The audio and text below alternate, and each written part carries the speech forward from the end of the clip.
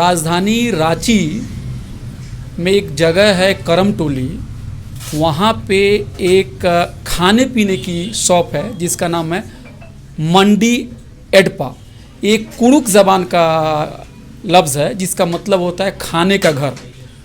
और आपको मालूम चल गया होगा नाम से कि इस दुकान जो है, ये जो शॉप हैं जहाँ पे आपको बहुत ही अच्छे अच्छे खाने मिलने को मिलते हैं। अभी हमने थोड़ी देर पहले आदिवासी कुछ खाने को यहाँ पे खाया। तो यहाँ पे इस पूरे जो प्रोजेक्ट है, ये जो पूरा जो आइडिया है, उसको एक्शन में लाने वाले, इस होटल को एस्टेब्लिश करने में कपिल टोप्पो जी हैं, जो आज मेरे साथ यहाँ पे बैठे हुए हैं।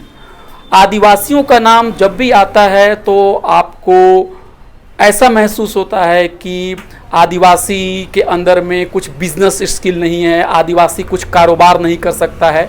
लेकिन सच्चाई ये है कि अगर आदिवासी को अवसर दिया जाए, आदिवासी को संसाधन दिया जाए, तो वो भी खुद का भला कर सकता है, समाज का भला कर सकता है और मुल्क का भी भला कर सकता है, और वो भी एक सफल बिजनेसमैन हो सकता है।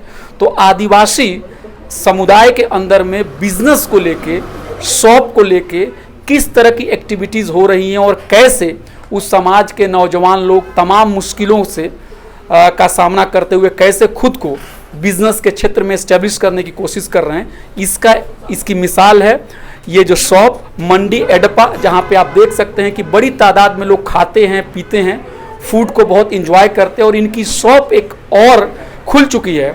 और हम भी थोड़ी देर पहले यहाँ पे बहुत सारे चाइनीज़ और आदिवासी फूड को हम खाएं, बहुत अच्छा लगा। आप भी आइए। तो इस पूरे प्रोजेक्ट के बारे में हम कुछ कपिल भाई से कुछ सवाल लेंगे। कपिल भाई, आपका बहुत बहुत शुक्रिया। थैंक यू अभय, बहुत बहुत शुक्रिया यहाँ आने के लिए और इतनी तारीफ़ करने के लिए। तो सवाल ये है कि आदिवासियों के बारे में लोगों के अंदर में जो गलत धारणा होती है कि आदिवासी को कुछ बिजनेस से मतलब नहीं है, सरकार कुछ उनको मदद भी करनी चाहे तो वो नहीं कुछ करना चाहते। लेकिन आपको देख के लगता है कि आप तो बहुत ही अच्छे से अपनी शॉप को चला रहे हैं, ग्राहक भी खुश है। तो ये इंस्पिरेशन आपके अंदर में कहाँ से मिला, कुछ अपने बारे में बताइए। देखिए, मैं बता रहा हूँ कि मेरे दादू फार्मर थे, है ना, एंड मेरी दादी वजह बिजनेस में मैं जब बचपन में देखा हूँ तो मैं दादी को एक पहले धान बेचते हुए देखा हूँ, सब्जी बेचते हुए देखा हूँ, बांटते देखा हूँ। और मेरे पापा जॉब करते थे CISF में, वो कमांडेंट रैंक तक गए थे, है ना। इसके बाद आकस्मिक उनकी मृत्यु हो गई थी 2003 में, है ना।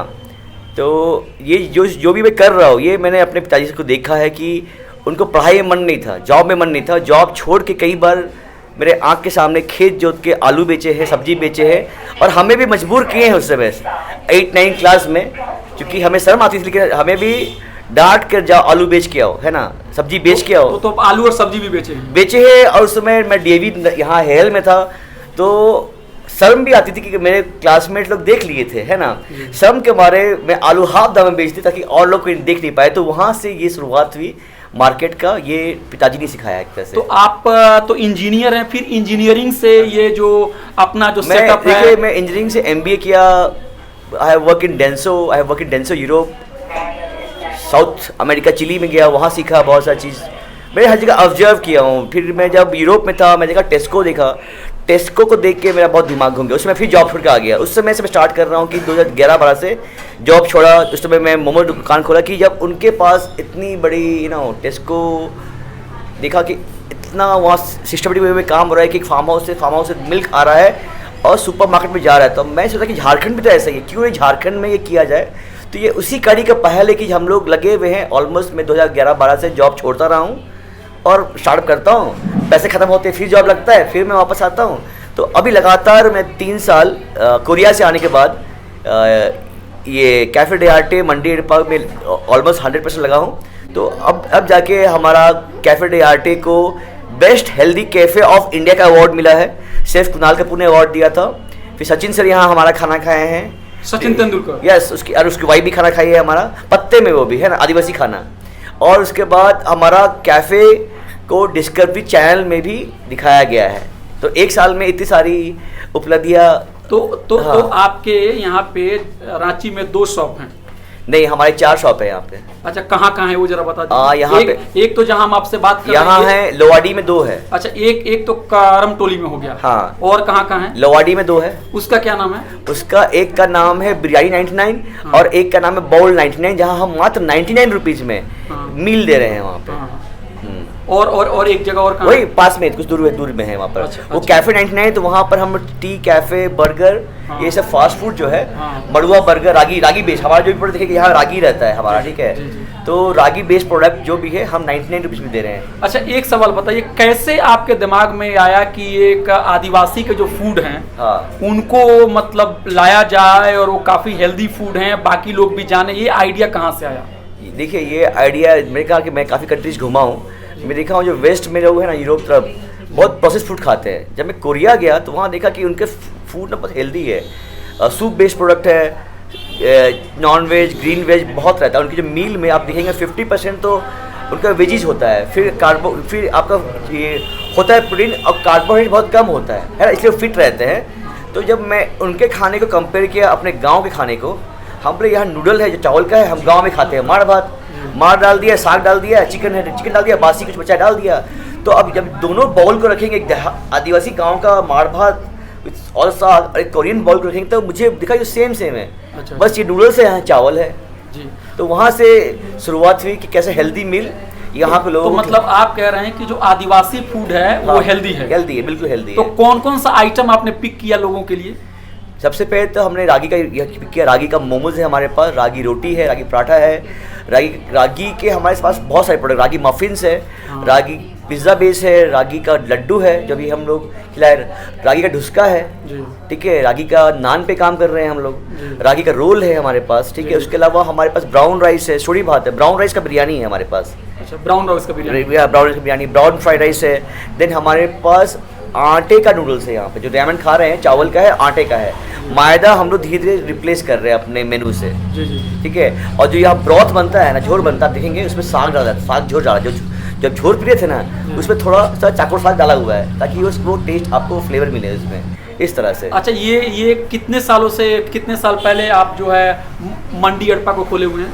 मंडी अड़पा खोले हुए 3 साल हो गया, ऑलमोस्ट 3 साल। तो कैसा रिस्पॉन्स आपको लग रहा है? रिस्पॉन्स अच्छा है, मतलब लास्ट 3 इयर्स का जर्नी बहुत अच्छा रहा कोरिया से आने के बाद। मतलब कि देखिए अप डाउन तो होता है, लेकिन आई नो कि लगे रहेंगे, सक्सेस मिलेगा।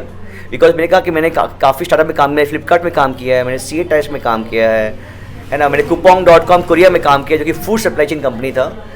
तो मैंने 3-4 स्टार्टअप में काम किया है। मुझे मालूम कि स्टार्टअप में फर्स्ट 3-4 ईयर्स आपको मेहनत करनी पड़ती है, आपको प्रूफ करने के लिए है, तब इन्वेस्टर भी आप में इंटरेस्ट लेता है, ऐसा है। अच्छा, जो गैर आदिवासी लोग हैं, जो आदिवासी फूड को नहीं जानते हैं, उनके बीच में आदिवासी फूड को बताया जाए कि ये काफी मुफीद है, काफी अच्छा है, मंडी अड़पा के 90% जो क्लाइंट है वो गैर आदिवासी है, उनको ये खाना बहुत ज़्यादा पसंद आता है। ये हेल्दी है क्योंकि मसला नहीं है। आप जब भी हमारा खाना खाएंगे तो आपको महसूस होगा कि आपको हैवी नहीं फील हो रहा है, कम तेल में, कम मसाले में हमारा खाना बनता है। अच्छा, ये एक चीज़ और बताइए कि जो आदिवासी जो बच्चे हैं, नौजवान हैं, यूथ हैं, वो अगर आपको रोल मॉडल बनाना चाहें, वो भी अपने इलाके में कुछ बिजनेस और कारोबार करना चाहें, तो उनके लिए क्या आपके मशवरे हैं? हम तो कर रहे हैं। अभी जो हमारा 5वां खुला है ना, ये आपका खूटी रोड में, वो उसी का पहले वहाँ कुछ लोग मिलके 1 साल से होटल चला रहे थे, तो लोग चला नहीं पाए। मैं उनको हेल्प कर रहा हूँ, मैं कुछ नहीं, मैं कहा कि आपको मैं हेल्प कर रहा हूँ, वो टीम बिल्डिंग किया हूँ, मैं मेनू दे रहा हूँ, डिजाइन कर रहा हूँ, ताकि उनका जो होटल है 6 महीने में आ जाए प्रॉफिट में। जैसे कि कैफे डे आर्टे आज 1 साल में प्रॉफिट में आ गया है, उसी तरह वो 6 महीने में आया प्रॉफिट में, जो मेरा नेक्स्ट आउटलेट था। तो आप कह रहे हैं कि शुरू में प्रॉफिट में नहीं आते हैं? नहीं आते, आपको कम से कम 6 महीना बर्न करना पड़ेगा। अच्छा, हाँ, 6 महीने के बाद आप प्रॉफिट में आ सकते हो। अच्छा, तो आप उनको सिखा रहे हैं? सिखा रहे हैं, हाँ। लेकिन अगर पॉलिसी मेकर को अगर आप अब कुछ सलाह देना चाहें तो क्या उनको करना चाहिए जिससे कि आदिवासियों के बीच में इंटरप्रेन्योरशिप बहुत बढ़े? इंटरप्रेन्योरशिप स्कूल में होना चाहिए। देखिए इंटरप्रेन्योरशिप जो बोल रहे हैं ना, मैंने पॉलिसीज लेवल पे क्या, देखिए पॉलिसी लेवल पे देखिए, एक तो जो बोलते हैं ना, सबसे पहले जो नैरेटिव बन रहा है कि आदिवासी बिजनेस नहीं कर सकते, आदिवासी विद द फर्स्ट बिजनेसमैन। ये बताइए ना कि सबसे पहला कपड़ा कौन बनाया होगा? ये जो बनाया है ना, कौन बनाएगा? इसी को देख के कॉपी किया होगा कोई बाहर का लोग, उसको मशीन में। आज भी मकड़ा देख के, बया का घोंसला देख के आदिवासी कपड़ा बनाया होगा, इसको टाटा, अदानी, अंबानी कॉपी किए होंगे। जी जी ठीक है, धान बनाना, आज भी दारू बनाना कौन सिखाया है? जी सब चीज़ तो ट्रैवल को आता है, जी। उनको कुछ नहीं आता, वो सिर्फ कॉपी करते हैं और उसको एक तरह से पूंजीपति उसको एज ए क्या बोलूँ, उन्हें मोनोपोली मार्केट बनाते हैं, है ना। आज भी हमारे आदिवासी को अपना तेल, अपना धान, अपना घर, अपना मुर्गी पालने आता है। ठीक है, ये स्किल अगर नहीं हमसे कॉपी किया होता लोग कहाँ जीते, कहाँ मरते, पैसे से पेट नहीं भरेगा। आज भी अगर मनी जीरो हो जाए, है ना, जैसे कोविड आया है ना, क्या दिखाया कोविड, क्या दिखाया कि अगर पैसा है फिर भी आप मर जाओगे, लेकिन कोविड में आदिवासी नहीं मरा, जानवर नहीं मरे। अब जहाँ जहाँ देखिए, जहाँ जहाँ आदिवासी लोग थे, अफ्रीका में, इंडिया में, जहाँ जहाँ जंगल में लोग रहे हैं, वहाँ लोग नहीं मरे हैं कोविड में। वही जो बॉयलर लोग हैं ना, जो केमिकल खा रहे हैं, जो केमिकल खा रहे हैं, और जो क्या बोलते हैं, खाना सिर्फ मुंह से नहीं होता है, आप आँख से खाते हैं। आप गंदा सोच ले रहे हो, वो भी तो खाना फूड हुआ ना। जो गंदा खाना खा रहे हैं मुंह से, दिमाग से, आँख से, वही लोग मरे हैं ना कोविड में। जी जी जी। अच्छा, दो समस्याएं हैं आदिवासी यूथ से जब आप बात करते हैं, जो बिजनेस करना चाहते हैं, तो दो समस्याएं उनको आती है। पहला कहते हैं कि हमारे पास पूंजी नहीं है, हाँ। पैसा ही नहीं है। कि मान लीजिए कि आपकी जो एक खाने की शॉप है, हाँ। मंडी अड़पा, हाँ। मैं भी इंस्पायर होकर, मान लीजिए मैं किसी दूसरे आदिवासी इलाके में रहता हूँ, मैं अगर वहाँ इसको मान लीजिए कि मैं संथाल परगना में इसे खोलना चाहता हूँ, हाँ। तो वहाँ पे पहली चीज जो दिक्कत होगी वो है कि हमारे पास पैसा नहीं है।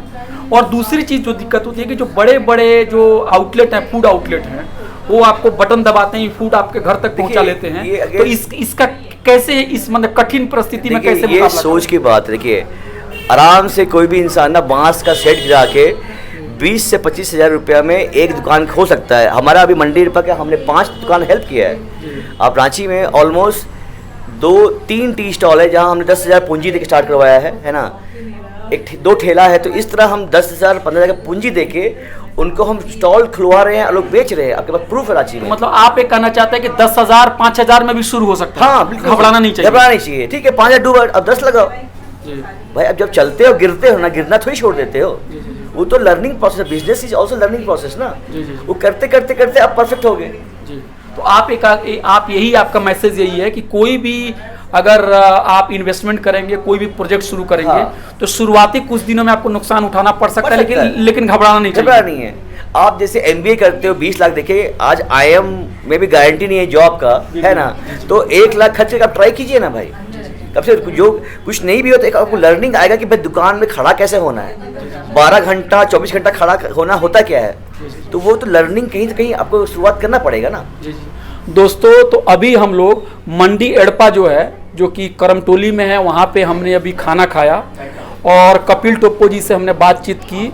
इनका यही कहना है कि आदिवासी फूड जो है वो काफ़ी हेल्दी है, और अगर हम इस फूड को अपनाएंगे तो हम हेल्दी भी रहेंगे, हमें बीमारियों से भी दूरी रहेगी, और जो एक वंचित तबका है उसको भी बिजनेस में ग्रो करने का एक मौका मिलेगा।